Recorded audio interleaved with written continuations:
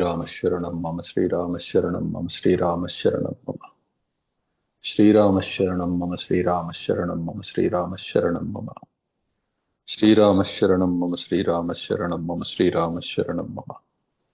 ఓం శ్రీ సీతారామాభ్యాం నమః. ఓం శ్రీ మాత్రే నమః.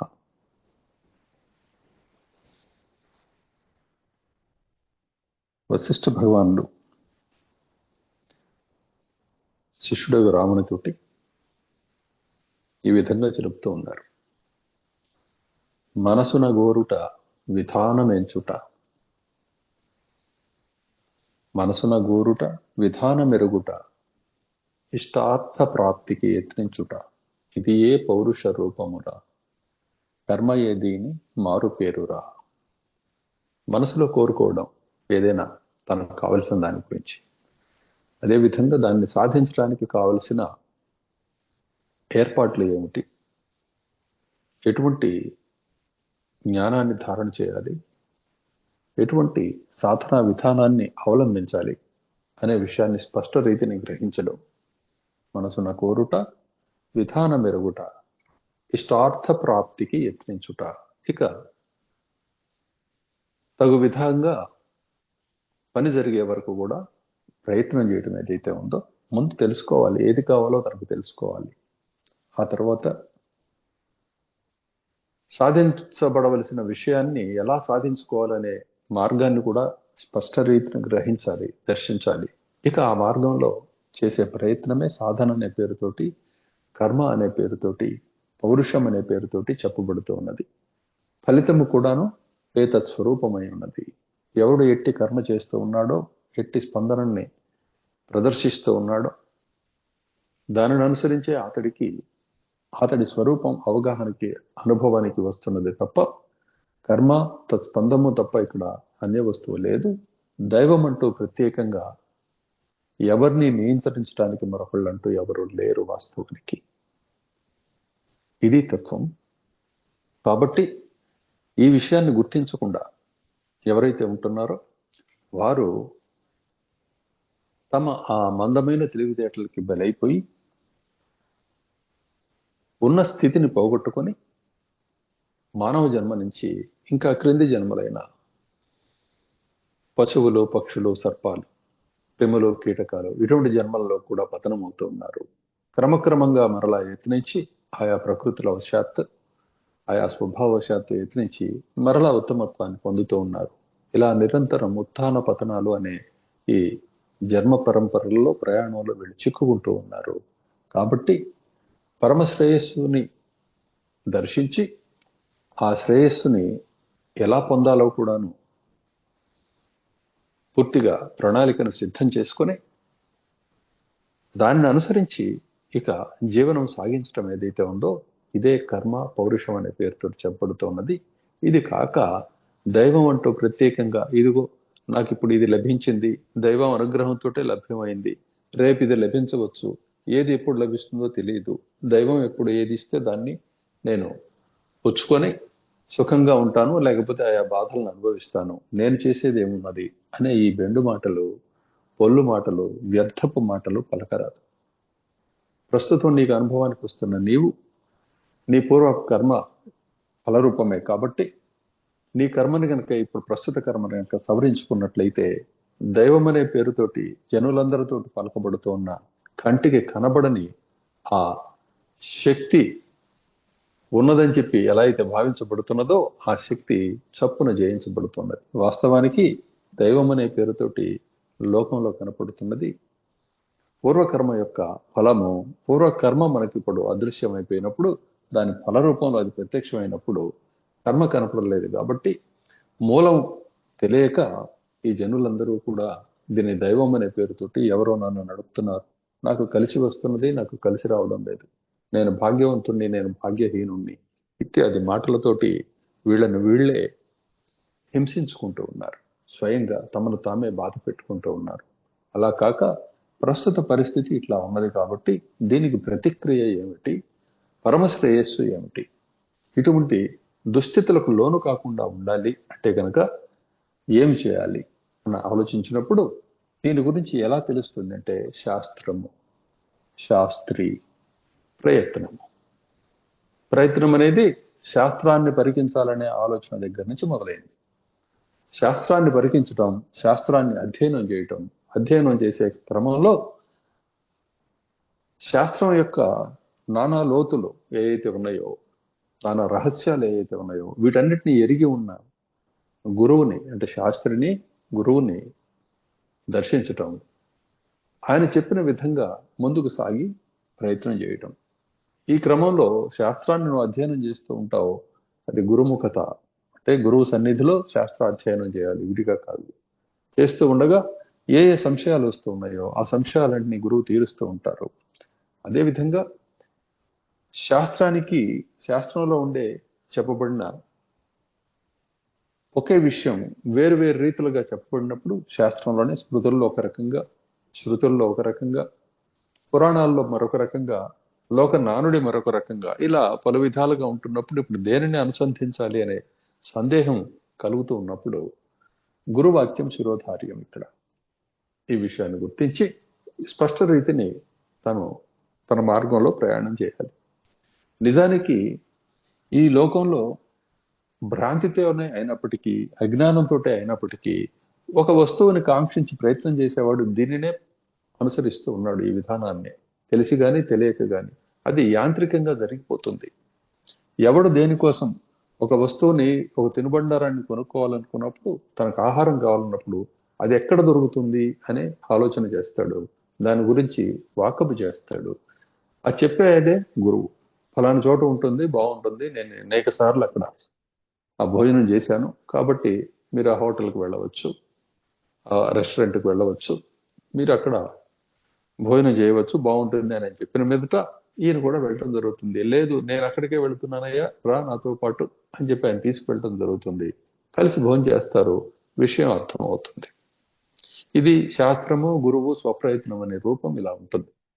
అది భ్రాంతిలో కూడా అలానే ఉన్నప్పుడు మరి పరమశ్రేయస్సు కోసం ఎలా ఉంటుంది? అదే ఇంకా శుద్ధమైన రూపంలో ఉంటుంది. ఏమిటా శుద్ధమైన రూపం అంటే, మధ్యలో వేరు పోకడలేమి పోకుండా, పని జరిగే వరకు కూడాను ఈ పని సరైందే అని చెప్పి స్పష్ట రీతిని గమనించుకోగలుగుతూ, శాస్త్రాన్ని వీడకుండా, గురువుని వీడకుండా, గురు వాక్యాన్ని అన్నిటికంటే ముఖ్యం అని చెప్పి భావన చేస్తూ, నీ లక్ష్యాన్ని ఎప్పుడు మర్చిపోకుండా ముందుకు సాగాలి. ఏమిటి లక్ష్యము? మరి దీనత్వాన్ని పొందకుండా ఉండటం. ఏదో ఒక వస్తువు మీద మాత్రమే ఆధారపడి నీ జీవితం అనేది సాగకుండా ఉండడం అనేది నీ లక్ష్యం కావాలి. ఏమిటి? ఏ వస్తువు మీద ఆధారపడి ఉంది? ఈ శరీరము, ఈ విషయేంద్రియ అనుభూతులు తప్ప ఇంకొకటి కనపడడం లేదు. వీటిల్లో ఏ ఇంద్రియం కొంచెం దెబ్బతిన్నా సరే నీకు కలత కలుగుతూ ఉన్నది. నిజానికి వీటన్నిటి వెనుక ఉండి వీటిని అనుభవిస్తున్నవాడు కదా వాస్తవము. అటువంటి వాడు ఎట్టివాడు? ఏమిటి ఇలా ఇటువంటి అనుభవం అంతా రావడానికి కారణం ఏమిటనే పద్ధతిలో ఆలోచన చేసి ఆ స్థితిని సంపాదించడానికి మనం ప్రయత్నం చేస్తున్నాం అన్నది నిత్య స్పృహలో ఉంచుకోవాలి. ఇలా ప్రయత్నం చేసే క్రమంలో కూడా ఏది మిథ్యా వస్తువు లేకపోతే భ్రాంతి అని చెప్పి చెప్పుకుంటున్నామో, ఇప్పటి వరకు నీ పరిశీలనకి, నీ వివేకానికి ఏది ఇది వాస్తవానికి లేనిదే కానీ ఇలా కనిపిస్తూ ఉన్నది అంతవరకే, ఇది అనుభూతి మాత్రమే తెలుస్తూ ఉన్నదో అదే ఆధారం కూడా ప్రస్తుతం.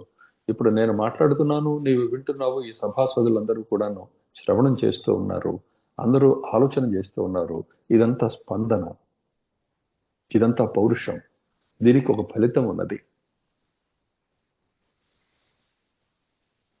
కాబట్టి ఇది అంతా కూడా ఇప్పుడు మనం అనుకుంటున్న ఇంద్రియాత్మకమైన అనుభూతిలో భాగంగానే ఉన్నది, వేరొక విధంగా అయితే లేదు. కాబట్టి ఇంద్రియానుభవాన్ని జయించడానికి ఇంద్రియ విషయాలే, ఇంద్రియ అనుభవాలే, ఈ శరీరమే ఆధారం. కాబట్టి దాన్ని తగు విధంగా గుర్తిస్తూ కావలసిన దానికోసం మాత్రమే దీనిని వినియోగించుకుంటూ ఈ జీవితం అనేదాన్ని, జీవితం అనుభవం అనేదాన్ని వినియోగించుకుంటూ ముందుకు వెళ్ళినట్లయితే, ఇప్పుడు ఏ దీనత్వం అయితే మనల్ని ఆక్రమించుకొని బాధ పెడుతూ ఉన్నదో ఆ దీనత్వం నుంచి బయటపడిన స్థితి లక్ష్యం అవుతుంది. ఆ స్థితి ఎటువంటిది అంటే,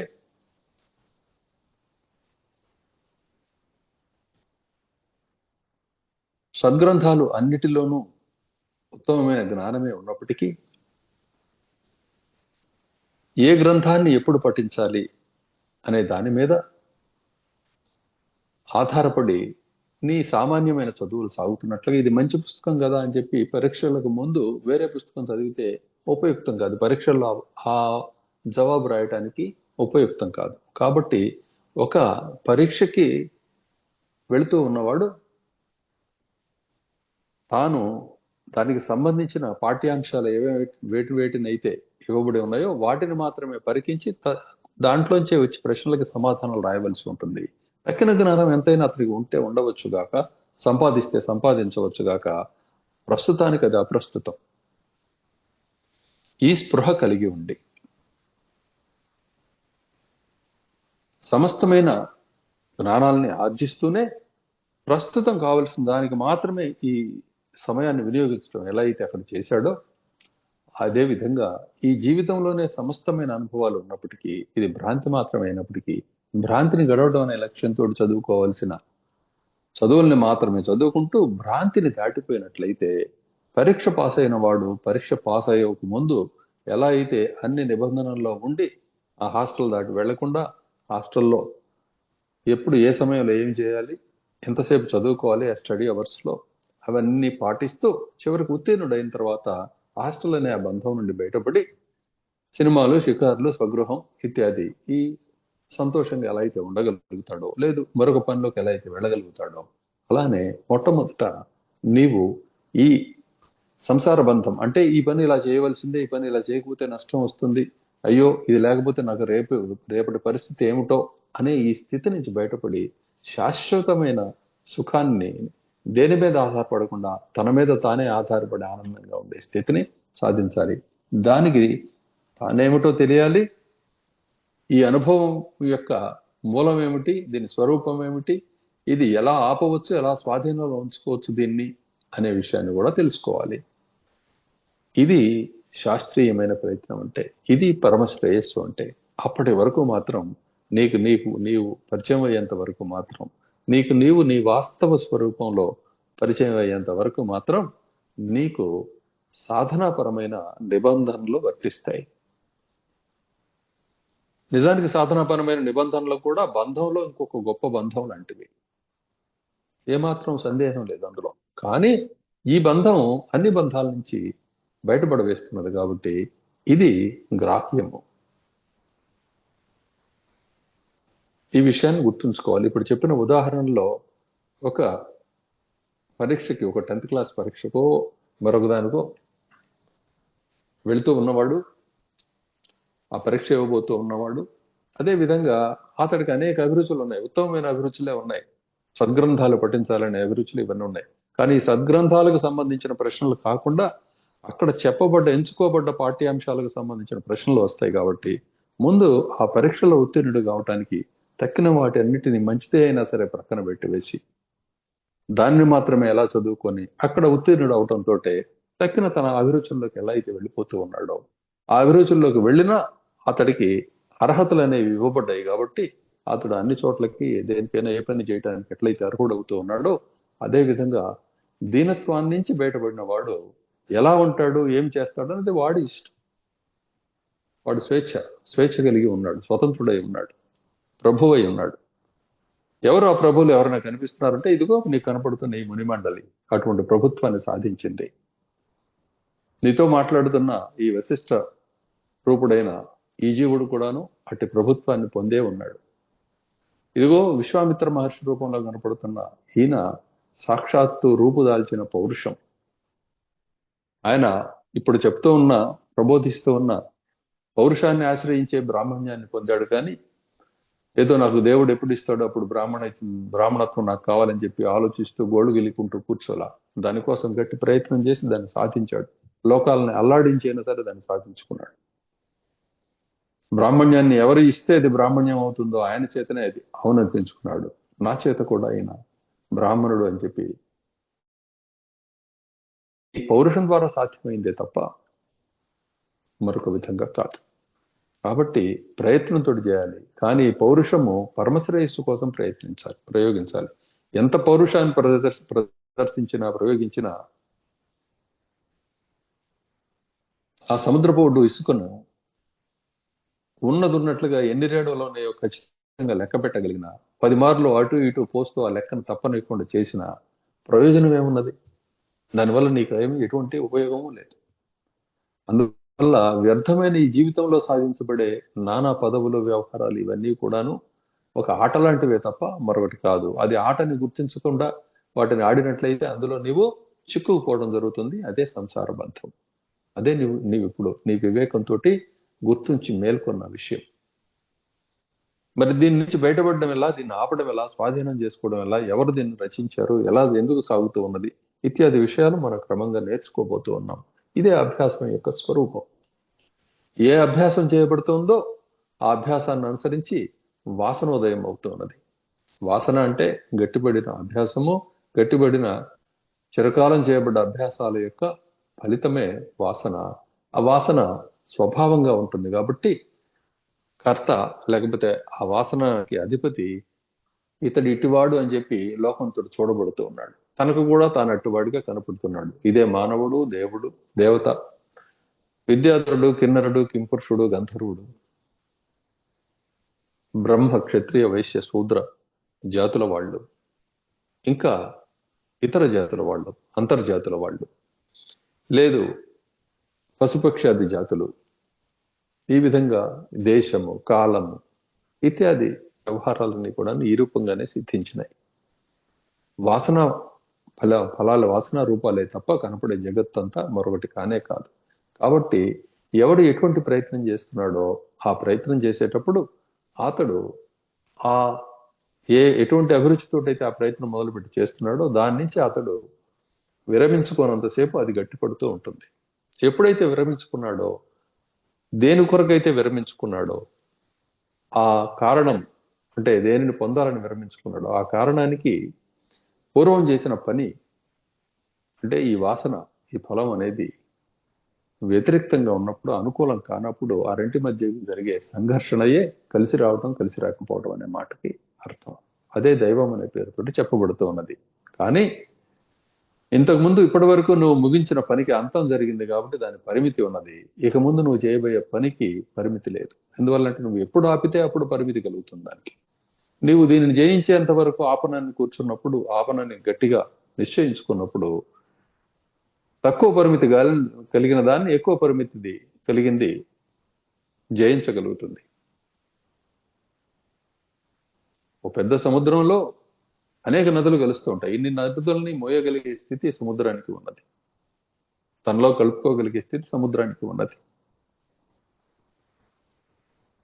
కాబట్టి పెద్దవాడు, చాలా పెద్ద పొట్ట కలిగిన వాడు, జీర్ణశక్తి కలిగిన వాడు అధికమైన ఆహారాన్ని హరించుకుంటున్నట్లుగా భోజనం చేసి, అదే విధంగా పెద్ద ప్రయత్నం అనేది చిన్న ప్రయత్నాన్ని హరించి వేస్తూ ఉన్నది. ఇప్పటి వరకు నువ్వు నడిచిన దారి ఇది సరైనది కాదే అని చెప్పి విషయాన్ని గ్రహించి నేను మరలాలి అనుకోవడంతో దానికి అక్కడతోటి అంతం జరిగింది. కాబట్టి దానికి పరిమితి వచ్చేసింది. కాబట్టి ఆ పరిమితిని దాటిన పరిధిని నీవు దాన్ని గ్రహించడానికి, హరించడానికి సృష్టించుకోవాల్సింది. ఇది కూడా మరలా అభ్యాసం వల్లనే సాధ్యం. కాబట్టి కర్మ వల్లనే కర్మని జయించుతాం. కాబట్టి ఏ కర్మతోటి ఇంకో కర్మను జయించగలుగుతామో ఆ కర్మను ఆశ్రయించాలి. అసలు ఈ కర్మబంధం అనేదా వాటన్నిటి నుంచి వేయగలిగే కర్మ ఏదైతే ఉన్నదో అది పరమ శ్రేయోదాయకమైన కర్మ అని సాధన అనే పేరుతోటి చెప్పబడుతున్నది. అదే ఇప్పుడు మనం చేస్తూ ఉన్న పని. అంతేగాని ఊరికే నాకు ఇవన్నీ అర్థం కావట్లేదు కాబట్టి ఇది ఇలా ఉంది కాబట్టి నేనేం చేయనని చెప్పి కూర్చోవడం వల్ల పని కాదు. మొట్టమొదట ఆ స్థితి వరకు వచ్చిన తర్వాత ఇప్పుడు కర్తవ్యం అయితే ఒకటి ఉంటుంది. ఆ కర్తవ్యాన్ని మనం తప్పనిసరిగా స్వీకరించవలసి ఉంటుంది. ఇది తత్వం. అంతేగాని సోమరిగా కూర్చుంటే, ఏ పని చేయకుండా కూర్చుంటే పనులు కావు. అసలు పని కాదు. అసలు పని అన్ని పనులను ఆపివేసేది కాబట్టి దానిని గ్రహించాలి. ఇది తత్వం. కాబట్టి రామ, ఈ 8వ సర్గలో చెబుతున్న ఈ విషయాన్ని గుర్తించు. నాకృతిర్న చ కర్మాణి నస్పందో న పరాక్రమ తన్మిథ్యా జ్ఞానవద్రూఢం దైవం నామ కిముచ్యతే. స్వకర్మఫల సంప్రాప్తా విదమిత్తమితీతి యాః గిరస్తాదైవ నామ్నైతాః ప్రసిద్ధిం సముపాగతాః తత్రైవ మూఢమతిభిర్దైవమస్తీతి నిశ్చయః ఆత్తో దురవబోధేన రజ్వామివ భుజంగమః. ఏమంటున్నారు? ఇప్పుడు చెప్పిన మాటలే మొదలుపెట్టి చెప్పారు. ఈ దైవం అనేది లేనే లేదు, ఎవరో నడుపుతున్నారన్నది మూర్ఖులైన వాళ్ళు తమను తాము ఓదార్చుకోవడం కోసం కల్పించుకున్న మాట ఇది. దైవం పూర్వపు కర్మకి ఎంతటి బలం ఉన్నదో దానికంటే ఎక్కువ బలాన్ని సంపాదించి దాన్ని అణిచివేయవచ్చు. ఎందుకంటే పూర్వాభ్యాస ఫలంగా వచ్చిన ఈ జన్మ అనేది సత్క్రియలకు అనుకూలం కాకుండా, నిన్ను నువ్వు పొందడానికి అనుకూలంగా కాకుండా ఉన్నప్పుడు దానిని జయించడానికి ఎంత శ్రమ పడవలసి ఉందో అంత శ్రమ ఇప్పుడు చేయవలసి ఉంది. కానీ సన్మార్గంలో నీవు వెళుతూ ఉన్నావు కాబట్టి క్రమక్రమంగా అది బలం పుంజుకొని పూర్వపు కర్మని జయించి వేస్తూ ఉన్నది. ఒకరోజు ముందో వెనకో, నీ అంగ చిన్నదో పెద్దదో, నీ వేగం తక్కువో ఎక్కువో దీంతో సంబంధం లేదు. నువ్వు వెళుతున్న దారి సరైనదని చెప్పి తెలిసి వెళ్ళటం అనేది జరుగుతున్నదని చెప్పి నువ్వు గుర్తించిన తర్వాత నిశ్చింతగా ఉండవచ్చు. ఎందుకంటే ప్రతిరోజు దాన్ని నువ్వు అధిగమిస్తూ ఉన్నావు, కానీ దాని అదుపులోకి వెళ్ళి బలైపోవడం లేదు. దాన్ని అధిగమించేంత వరకు కూడాను దాని యొక్క శక్తి అధికంగా ఉన్నట్లుగా కనపడి అది కష్టాల రూపంలో నీకు అనుభవానికి వస్తూ ఉంటుంది. దాన్ని చూచి భయపడవలసిన అవసరం లేదు. ఎందుకంటే దానికి అంతం జరిగిపోయింది, నువ్వు ఆపేశావు. దానికి నువ్వు బలం ఇవ్వడం మానివేశావు. ఏ వ్యసనానికైతే ఆ పనిని మరలా ఇవ్వట్లేదో మనం, జూదం ఆడే లక్షణం ఉంది, ఇక జూదం ఆడటం మానివేస్తే అది నిన్నేం చేయలేదు, క్రమక్రమంగా మాయమైపోద్ది. జూదం ఆడటం మానివేయటం ఎట్లా? నీకు అది గుర్తు రానంతగా, దాని జోలికి వెళ్ళలేనంతగా ఇతరమైన కార్యక్రమం, ఏదైనా పనికొచ్చే కార్యక్రమం పెట్టుకోవాలి, దాన్ని జయించగలిగే కార్యక్రమం పెట్టుకోవాలి. లేదు, నీకున్న అభిరుచుల్లో వ్యసనం అనే అభిరుచిని దాటివేయించగల ఉత్తమమైన అభిరుచులు, వేరే అభిరుచులు ఏవైతే ఉన్నాయో ఆ అభిరుచుల్లోకి వెళ్ళాలి. వెళితే నీ అభిరుచిని చంపివేసి అది కొత్తగా మరలా అభ్యాసంగా నిలబడుతుంది. దానిని సన్మార్గంలో చేశావు కాబట్టి అది నీకు ఉపయుక్తమై పరమ అభ్యాసానికి పనికి వస్తుంది. ఇది దాంట్లో ఉండే సాంకేతికత, టెక్నిక్. ఇదంతా యాంత్రికం, ఈ లోకం అంతా కూడా. కానీ పరమాత్మ యంత్రం కాదు. ఆయన అద్వైతుడు, ఆయన విభాగరహితుడు. తోడు లేదు, వేరు భాగాలుగా అవడం అనే స్థితి అతడికి లేదు. ఆయన పరిణామరహితుడు, పరిమాణరహితుడు. ఇంత అని చెప్పడానికి వీలు లేదు. ఇది వాస్తవమైన స్థితి. ఆ స్థితిని నువ్వు సాధించడానికి ప్రయత్నం చేయాలి. అంతేకాని ఏదో దైవం ఉన్నది, నన్నెవరో ఎట్లా నడుపుతున్నారనే ఈ మూర్ఖులు లోకంలో చెప్పుకునే మాటల్ని అస్సలు ఆదరించకూడదు. ఈ విషయం నువ్వు కూడా ఎరిగే ఉన్నావు. అయినా కించిత్ సందేహం కలుగుతున్నది కాబట్టి మొట్టమొదటికి చేయబడవలసిన పనులు నీ చేత చేపట్టబడవలసి ఉన్నవి కాబట్టి ఈ మాటలు చెప్పడం అవుతుంది. నువ్వు తూష్ణీభావం వహించి ఉన్నావు కాబట్టి ఈ ప్రబోధం చేస్తూ ఉన్నాను. తూష్ణీభావం వల్ల మనం సాధించగలిగేది ఏమీ లేదు ఇక్కడ ఈ సందర్భంలో. కాబట్టి ప్రయత్నపరుడు కావాలి. ఏమిటా ప్రయత్నము? శాస్త్రాధ్యయనము, గురువుతో సాంగత్యము, స్వప్రయత్నము. ఈ మూటిని అనుసరించవలసి ఉంది ప్రతి ముముక్షువు కూడా. కాబట్టి ముక్తిని కోరే రామ, ఈ నా మాటల్ని జాగ్రత్తగా అర్థం చేసుకో. చూడు, గొడ్లు కాచుకునేవాడి దగ్గర నుంచి కూడా మహాపండితుడు అనుకునేవాడి వరకు కూడాను ఆయా పనులు ఆయా విధాలుగానే చేస్తూ ఉన్నారు.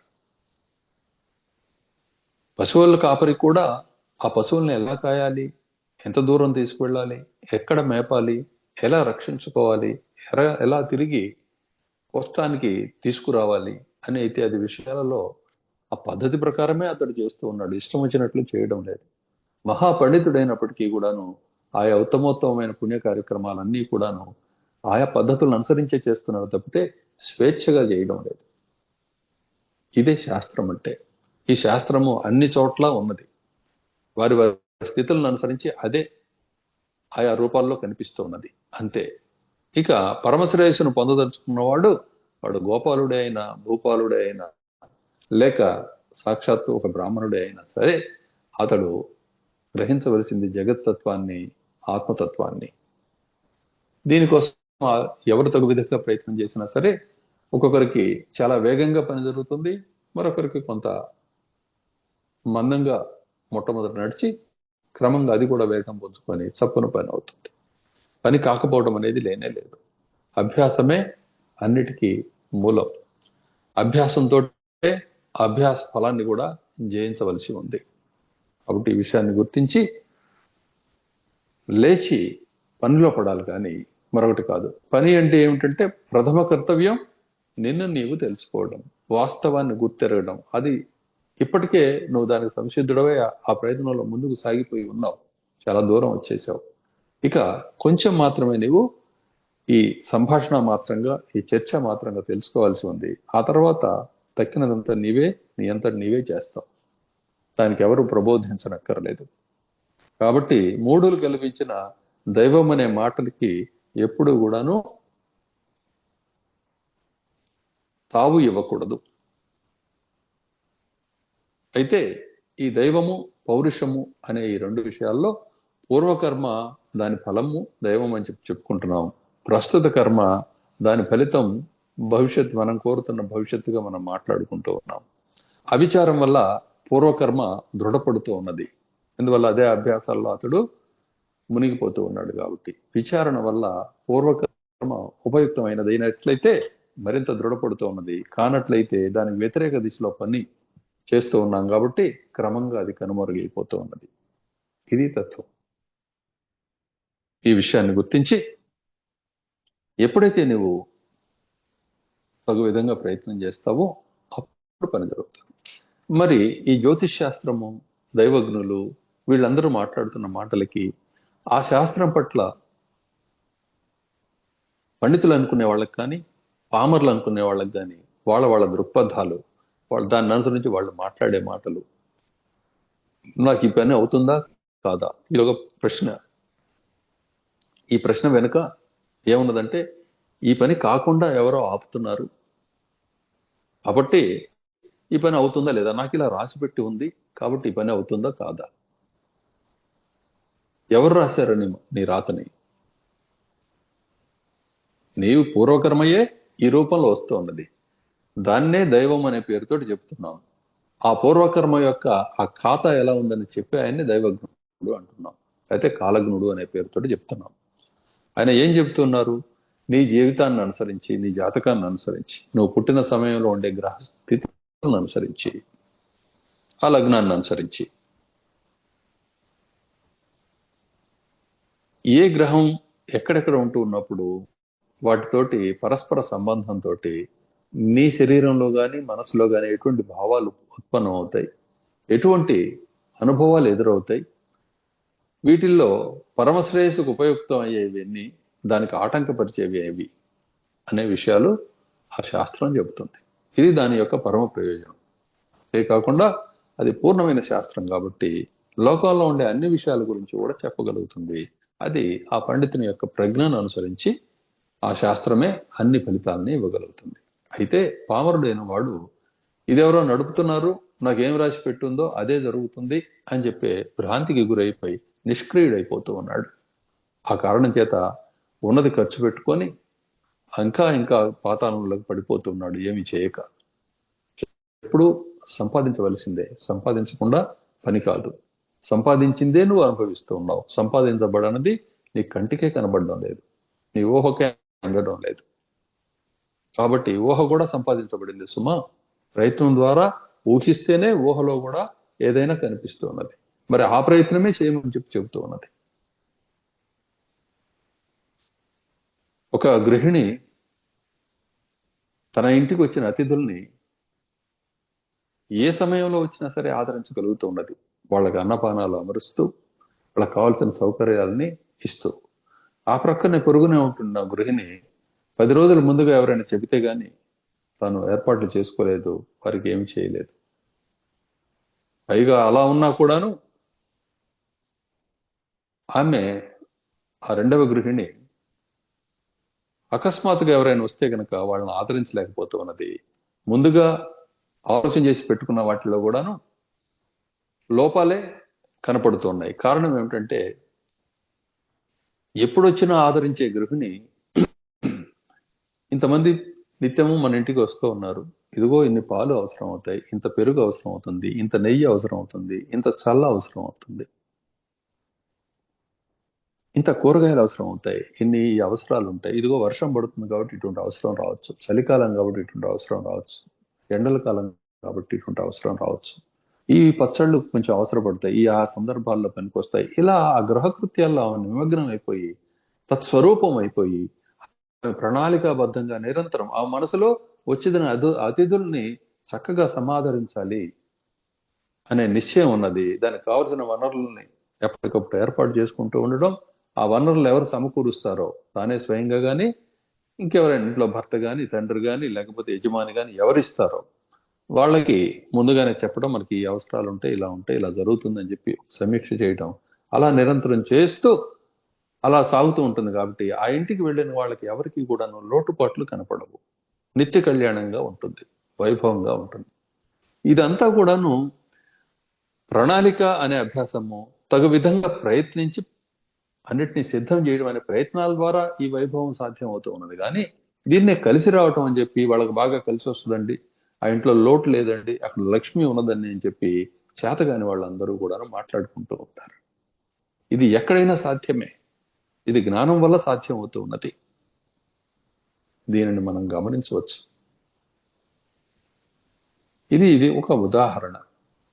అదేవిధంగా ఒక దాత, ఆయన దగ్గరికి వెళితే ఆయన ఎప్పుడు దాతగా ఉండడానికి తగిన ఏర్పాట్లు చేసుకొని ఉంటాడు.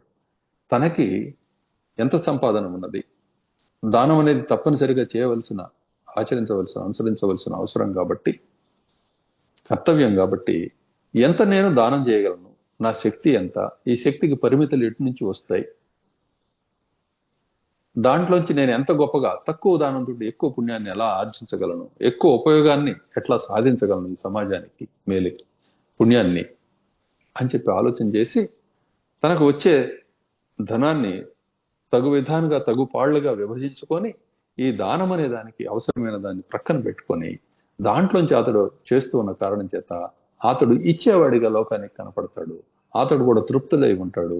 ఎప్పటికీ ఇచ్చేవాడిగా ఎలా ఉంటాడు అంటే, ఇవ్వటానికి దారి తాను కాబట్టి, తాను ఆరోగ్యంగా ఉన్నంతసేపు మాత్రమే ఈ కార్యక్రమం జరుగుతుంది కాబట్టి, ఆరోగ్యంగా అంటే ఆర్థిక పరమైన ఆరోగ్యంగా ఉండటం జరుగుతుంది కాబట్టి, తన రాబడి, ఖర్చు, మిగుళ్ళు, అదేవిధంగా ఇటువంటి వినియోగాలు, వీటన్నిటినీ ఒక స్పష్టమైన రీతిని అవగాహన చేసుకొని ఎక్కడ రాబడి యొక్క మూలం ఉన్నదో, ఆ గని ఉన్నదో, ఆ గనిని ఎట్టి పరిస్థితుల్లో కూడా పాడు చేయకుండా దాన్ని అట్లా నిలబెట్టుకుంటూ ఎలా అయితే తక్కిన కార్యక్రమాలన్నీ చేస్తూ ఉన్నాడో, ఎప్పుడు దాతగానే కనపడుతున్నాడో, 10 మందికి ఓ పట్టెడు అన్నం పెట్టేవాడిగానో లేకపోతే సాయం చేసేవాడిగానో కనపడుతూ ఉన్నాడో, అలా కాకుండా ఉన్నదంతా ఇచ్చేస్తే మరి ఇంకా ఆ రోజుతోటి అతడి దాతృత్వం అక్కడితో ఆగిపోతూ ఉన్నది. ప్రణాళికాబద్ధంగా ఉండేవాడు నిత్య దాత అయి ఉన్నాడు. ప్రణాళిక లేనివాడు నేను అన్ని ఇచ్చేసాను, సర్వసంగం చేశాను, కోరికలకు కూడా పోతే సర్వసంగం, కానీ అన్ని ఇచ్చేసాను, నేను బికారిని అయిపోయాను అన్నాడంటే వాడు మొదటే బికారిగా ఉన్నాడు. ఎందుకంటే వాడికి జ్ఞానహీనుడై ఉన్నాడు కాబట్టి ఆ మాటలు మాట్లాడుతున్నాడు. అన్ని ఇచ్చి వేసిన వాడు సంతోషంగా ఉండాలి. సంతోషం కలగలేదు నీకు, నేను బికారిని అయిపోయాను అని ఇంట్లో వాళ్ళు అంటూ ఇతడు అంటూ ఉన్నాడంటే అతడు తేడాగా ఉన్నాడు, తెలియలేదు జ్ఞానం. లోకతత్వం తెలియలేదు, పరమతత్వము తెలియలేదు. కాబట్టి ఈ తత్వాన్ని అర్థం చేసుకొని ప్రయత్నం చేయాలి దేన్నైనా సరే. ఇలా ప్రయత్నం చేస్తూ ఉన్నప్పుడు ఇహలోకంలో అనేక సంపదలను ఆర్జించి ఈ భ్రాంతి అని చెప్పి చెప్పబడుతున్న అనుభూతి మాత్రమే చెప్పబడుతున్న దీంట్లో కూడాను అత్యుత్తమమైన వైభవాన్ని సాధించి ఆ వైభవాన్ని అంతా ఆత్మీయులకు అందరికీ, ఆత్మీయులని పిలువబడుతున్న వాళ్ళందరికీ పంచి ఇచ్చి తాను కేవలత్వాన్ని సాధించడం కూడా జరుగుతూ ఉన్నది. అలా లేనివాడు ఇక్కడికి అక్కడికి కూడా చెడిపోతూ ఉన్నాడు, రెంటికి చెడ్డ రేవడి అవుతూ ఉన్నాడు. కాబట్టి ఏ పని సాధించాలన్నా సరే, లౌకికమైన కైవల్యానికి సంబంధించిందైనా సరే, దానిని ముందుగా తెలుసుకోవాలి, తన లక్ష్యాన్ని మర్చిపోకూడదు, తగు విధంగా సాధనోపకరణాలను సిద్ధం చేసుకొని దానికి అనుగుణంగా ఇక ప్రయత్నం చేస్తూ పోతే ఖచ్చితమైన ఫలం సిద్ధంగా ఉంటుంది. ఇందులో ఏమాత్రం సంశయం లేదు. అంతేగాని నాకేం రాసి పెట్టి ఉందో, నాకు కలిసి వస్తుందో లేదో అనే పిచ్చి మాటలు పలుకుతూ పనికిరాని వాళ్ళలాగా తిరగకూడదు. జ్యోతిష్ శాస్త్రం తెలుసని మేము 10 మందికి బోధ చేస్తామని, 10 మందికి మేలు చేస్తామని, లేకపోతే మార్గదర్శకత్వాన్ని ఇస్తామని చెబుతూ నీ అల్లుడికి ఇది జరుగుతుంది, కోడలికి ఇది జరుగుతుంది, కూతురికి ఇది జరుగుతుంది, కొడుకు ఫలానప్పుడు ఇలా జరుగుతుంది, మీకు ఇలా జరుగుతుంది, మీరు జాగ్రత్తగా ఉండండి, ఈ పనులు చేసుకోండి, ఇంత మాత్రమే చెప్పేవాడు జ్యోతిర్వేత్త కాడు. దాని యొక్క పరమ ప్రయోజనము లౌకికమైన ఆటంకాలను తొలగించుకోవటానికి అవసరమైన విధానం, శాస్త్రీయమైన విధానాలని దర్శిస్తూ అబ్బాయి నీకు జరిగే పరమ శ్రేయస్సు ఈ విధంగా కలుగుతుంది, దీనివల్ల కాదు, కానీ ఇది ప్రస్తుతానికి ఉపయుక్తమైనది, దీన్ని ఇంతవరకు గ్రహించు, ఇది పరమ పవిత్రమైన గ్రంథం, వేదానికి నేత్రము, కాబట్టి దీని పరమ ప్రయోజనాన్ని స్పష్ట రీతిని గ్రహించి మాత్రమే దీన్ని వాడుకోవాలి. కానీ అంతేగాని నీ అజ్ఞానం కోసం అని చెప్పి నా శత్రువు ఎప్పుడు చేస్తాడు, నేను కోర్టులో ఎప్పుడు గెలుస్తాను, ఏ విధంగా గెలుస్తాను, ఏమైనా ప్రతిక్రియలు ఉన్నాయా, కోర్టు మ్యాటర్స్ నేను వ్యవహార జయం కలగటానికి, ఇటువంటి భ్రాంతిపూర్ణమైన నిశ్చయాలతోటి ఈ శాస్త్రాలను వాడకూడదు అనే విషయం తెలిసిన వాడు జ్యోతిష్ శాస్త్రవేత్త అవుతాడు. తక్కిన వాళ్ళందరూ కూడాను ఆ గోతిలో లుకలుకలాడే పురుగులు అవుతారు.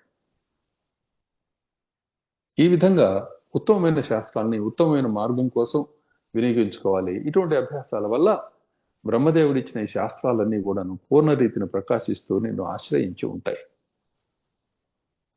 నీ యందు చక్కగా వెలుగుతూ ఉంటాయి. ఇది తత్వం. కాబట్టి ఏదో జరుగుతుంది, ఏదో చేస్తున్నారు, నాకు ఇలా రాసి పెట్టింది, అందువల్ల ఇలా జరిగింది అనే మాటలు మాట్లాడకూడదు. ఇటువంటి అసలు ఈ మాటలైనా ఎలా వచ్చినాయంటే, ప్రకృతికి స్వభావానికి కొన్ని పరిమితులు ఉంటాయి. ఆ పరిమితులు కాల రూపంలో ఉంటాయి. ఆ కాలము మరణంతో కనపడుతూ ఉంటుంది, లేకపోతే దాని రూపం కనపడదు. మరణం అనేది లేకపోతే కాలానికి రూపం లేదు.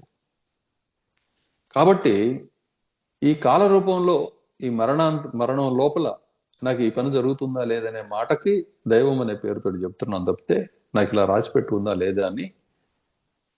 నిజానికి నువ్వు సాధించదలుచుకున్న విషయము ఇది కాదు, ఈ శరీర పతనంతో సంబంధించబడింది కాదు, నీ నిశ్చయంతో సంబంధపడి ఉన్నది.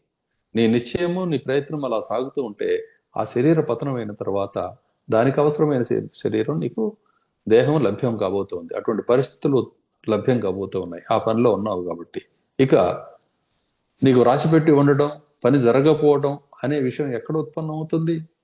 ప్రసక్తే లేదు కదా. పని జరుగుతూ ఉన్నది కదా. ఏది ఏమైనా ఈ మార్గంలో నువ్వు ఉండదలుచుకున్నప్పుడు దేహపతనం అయితే ఏమవుతుంది? ఉత్తమోత్తమైన దేహం లభ్యం అవుతుంది.